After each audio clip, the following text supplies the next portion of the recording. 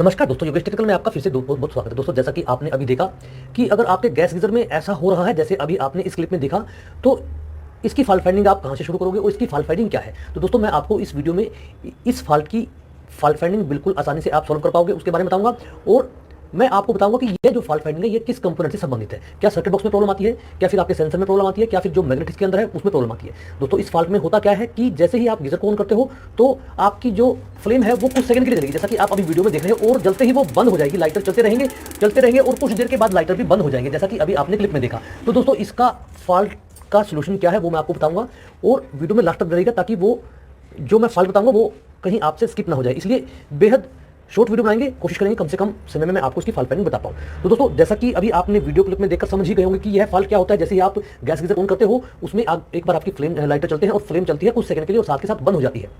तो दोस्तों, जैसा कि आपको पता ही है कि gas geyser low pressure type की मैं बात कर रहा हूं कि यह कैसे काम करता है। जैसे हमारे ठंडे पानी वाली पाइप होती है, इसके अंदर मैग्नेट होता है, और जो ये सेंसर होता है, ये सेंसर हमारे इस सर्किट बॉक्स को सप्लाई देता है। यानी कि इसका एक स्विच होता है जो पानी का नल खोलते ही मैग्नेट इसके पीछे चला जाता है और यहाँ से ये ऑन हो जाता है और हमारे सर्किट बॉक्स को सप्लाई देता है, जिससे कि हमारे लाइटर ऑन होते हैं और हमारी फ्लेम का जो इलेक्ट्रोमैग्नेट रिले है ये ऊपर की तरफ उड़ जाता है और हमारा गैस गीजर चल जाता है। लेकिन जैसा आपने फॉल्ट में देखा, तो इस फॉल्ट में क्या होता है कि फ्लेम कुछ देर जलेगी और साथ के साथ बंद हो जाएगी। तो आपको कुछ भी नहीं करना है, ना आपको बैटरी बॉक्स चेक करना है, ना ही आपको जो हमारा सेंसर है इस पर फोकस करना है। हमें फोकस करना है इलेक्ट्रोमैग्नेट रिले पे और हमारे इस थर्मो कट स्विच पे। लेकिन इसमें भी अगर आपने ध्यान से देखा हो कि इसमें आपकी जो फ्लेम है वो कुछ ही सेकंडों में बंद हो जाती है। अगर इलेक्ट्रोमैग्नेट रिले का फॉल्ट होता तो आपका वो टाइम कुछ बढ़ जाता, लेकिन फिर भी आपको इलेक्ट्रोमैग्नेट रिले को खोलना नहीं है, क्योंकि इस पर जाने से पहले आपको एक कंपोनेंट को देखना जो मैं आपको बताऊंगा, और इसको खोलते हुए काफी मशक्कत करनी पड़ती है। इसलिए आपको सबसे पहले वो ईजी काम करना है, जिससे आप करने के बाद गैस गीजर दोबारा चला के देखेंगे, और उसके बाद फिर आपका गीजर अगर नहीं चलेगा तो फिर आपको इस इलेक्ट्रोमैग्नेट रिले पर जाना है। लेकिन दोस्तों, मैं आपको बता देता हूं कि यह जो फॉल्ट है ये फॉल्ट हमारे इस थर्मोकट स्विच से संबंधित है। जैसा कि अभी आपने गीजर को मैंने जब चलाया तो वो कुछ ही सेकंड चला। अब मैं आपको दोबारा चलाकर दिखाता हूं। देखिए दोस्तों, गीजर को मैंने दोबारा चला दिया और हमारा गीजर बिल्कुल कंटिन्यू चलेगा।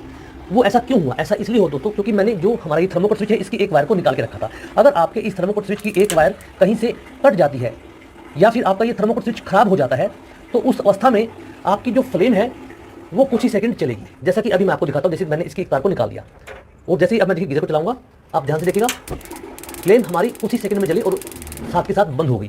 तो आपको सबसे पहले इस थर्मोकट को चेक करना है, इसकी कोई वायर कट तो नहीं गई, कोई थिम्बल में रस्ट तो नहीं आ गया।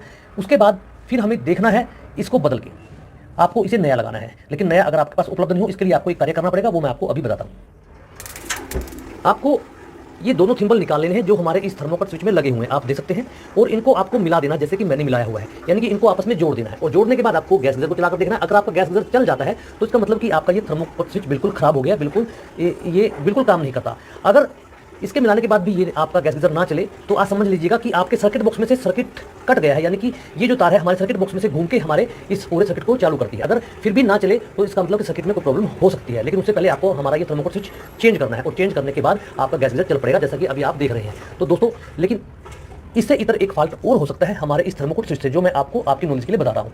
जैसे आपका गीजर कुछ देर चला, मान लीजिए आपका गीजर 2 मिनट चल गया और उसके बाद बंद हो जाता है। उसमें क्या होता है कि जो हमारा ये थर्मोकट स्विच होता है इसकी फ्रिक्वेंसी होती है, यानी कि 70 डिग्री सेंटीग्रेड तक के पानी को ये सेंस करता है। अगर पानी का तापमान इससे ज़्यादा बढ़ना शुरू कर देता है, यानी 100 डिग्री तक पहुंच जाता है, तो ये ऑटो कट कर देता है, जो इसका काम होता है। लेकिन कई बार क्या होता है कि यह स्विच अपनी सेंसिंग पावर खो देता है, और जैसे ही पानी 40 डिग्री या 50 डिग्री तक गर्म होता है तो भी यह ऑटो कट कर देता है। उस अवस्था में भी आपको ये दोनों थिम्बल निकालकर इसे मिलाकर देखना है और फिर गीजर को कंटिन्यू चालू करके देखना है। इससे आपको कंफर्म हो जाएगा कि आपका थर्मोकट स्विच खराब है या सही है। लेकिन आपको एक हिदायत मैं यहाँ पर दे देता हूँ कि आपको ये तरीका सिर्फ चेक करने के लिए ही इस्तेमाल करना है। आपको इस टाइप में तारे मिलाकर इसे कंटिन्यू रन नहीं करना या कंटिन्यू इस्तेमाल नहीं करना, नहीं तो आप एक नुकसान देने वाली प्रक्रिया का शिकार हो सकते हैं। क्योंकि दोस्तों, ये जो थर्मोकट स्विच होता है ये हमारी सेफ्टी और हमारे गीजर की सेफ्टी लगाया जाता है, ताकि गीजर मान लीजिए अगर लगातार चल जाता है या पानी का प्रेशर काफी गर्म हो जाता है जिससे इसमें आग लगने के चांस बढ़ जाते हैं, तो हमारे थर्मोकट स्विच सेंस करने के बाद हमारे गैस गीजर को बंद कर देता है, यानी कि सप्लाई को बंद कर देता है। तो दोस्तों, ये वो फॉल्ट है। अगर इससे संबंधित फॉल्ट आपके गैस गीजर में है तो आप इसे बदलकर इस फॉल्ट को सही कर सकते हैं। दोस्तों, कोशिश यही थी कि मैं आपको बिल्कुल आसान भाषा में यह समझा पाऊँ।